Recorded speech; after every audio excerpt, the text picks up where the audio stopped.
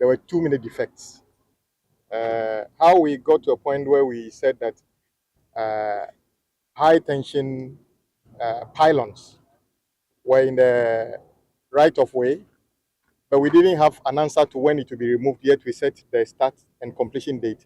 It's a mystery, because that should not have been the case. And the last time we met, I said that 21 million euros. We don't give that kind of money to Ghanaian contractors when we want them to work. So these are very expensive projects to start with. So what we need to do is to make sure that we ourselves do the right thing, that when the expensive contractors come to site, they're able to perform so that we don't incur additional cost. And that goes to all of us, including the engineers, because the public is not understanding how we come to conclude these kind of conclusions. You understand? Everybody at the ministry knows that one of the most difficult one of the decisions or the reason that underpinned the decision to do this road is the traffic from Ashama Runabout. Unfortunately, it's a section we cannot even work on currently. Of course, I agree that we are saying we are going to Atimpoku, but once you escape, where they are baking the bread, there's not much traffic. So where the core of the reason we are doing this work is still not being touched because of our own inability to structure the project. Maybe we should have actually removed those pylons or found a solution before we contract, and we didn't have any clue. In fact, those pylons are still in the right of way. Nobody knows when they are going to be removed. So the contractor can conveniently tell you that, well, it's your responsibility to remove it. You haven't removed it. I'm on site. What Ghanaians don't know is that as long as they remain on site, we are paying. We are using you and I's money to pay. It's not free. Not a euro of this project is free money. You will pay to the last one, including the interest. So why would we do this? So it's quite a challenge, because some of us have to almost 24 hours get videos of people who get stuck in traffic here and send us videos and other things. And I wish I had the right. I mean, if the district assembly have gone to take money from an advertising company to put a billboard in the right of way, we should be surcharging that this assembly. We remove it and charge them to it, not them telling us that we should pay for it. Because the assembly is part of government. You give somebody opportunity, and then they've taken money from the advertisers over a period of time. So what is the business of Minister of Road and Highways paying you or the contractor paying you any money? So I would have said that for those ones don't amount to PAP. Because as far as I'm concerned, the bank is more interested in you not depriving a poor person of living. Mm-hmm. So if somebody is growing maize or cassava by the roadside, you just don't go and bulldoze it and leave. But if an advertising company that have already made their profit for planting and a billboard in a right of way, we owe them nothing. Remove it.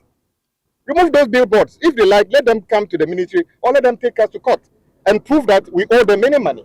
So as far as I'm concerned, the caution we sounded the last time was about people who genuinely are vulnerable, who we should not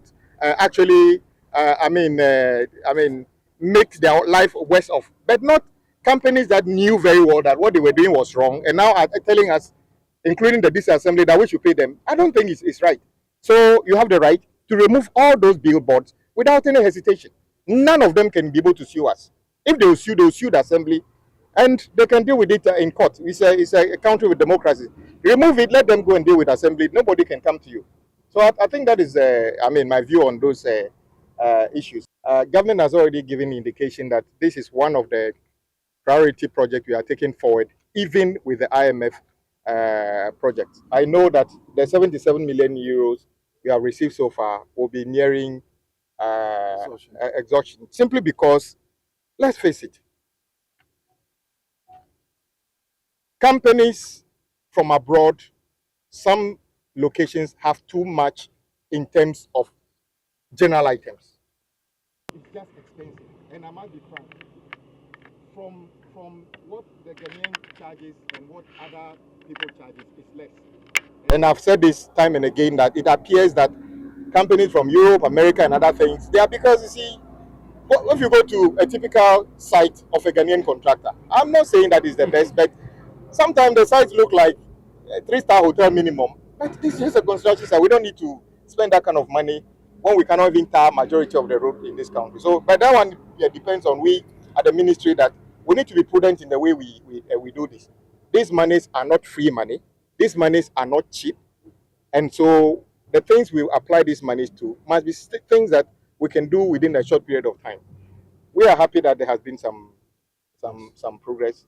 There's still lingering issues about when these loans would be reactivated. The government is almost complete. The debt restructuring thing is almost done. We have signed on to much of them. It is the lenders themselves who need to also begin to come forward now, because government has made a commitment. We want to go on forward with this project. So there's no need for them to hesitate. In any case, whoever we owe, we've been paying.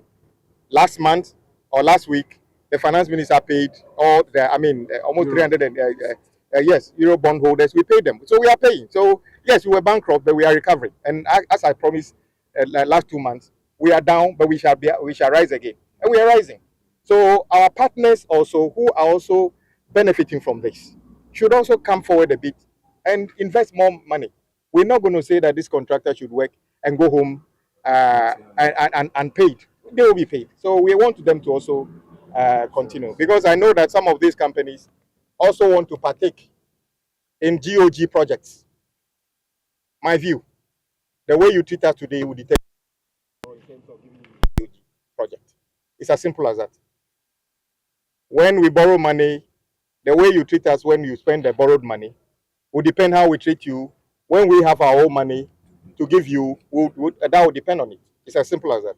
So we encourage them. This road was originally built by a German company, Waste and Freight Tag. It since never received any maintenance. No one is in doubt about the capability of INZAC in terms of what they can do in terms of quality. The problem was that the project was not fully ripe before we came to site, but we are here where we are. So we need to work together, including them, to make sure that we can do something that gives value to the people. But we still insist that, if possible, the difficult sections will be from Atimpoku, all the way to Atimpoku and Ashama Runabout. We want to see some work going on in those areas so that we can speed up the work. The question I have is, what is your hypothetical projected completion date? Okay, so currently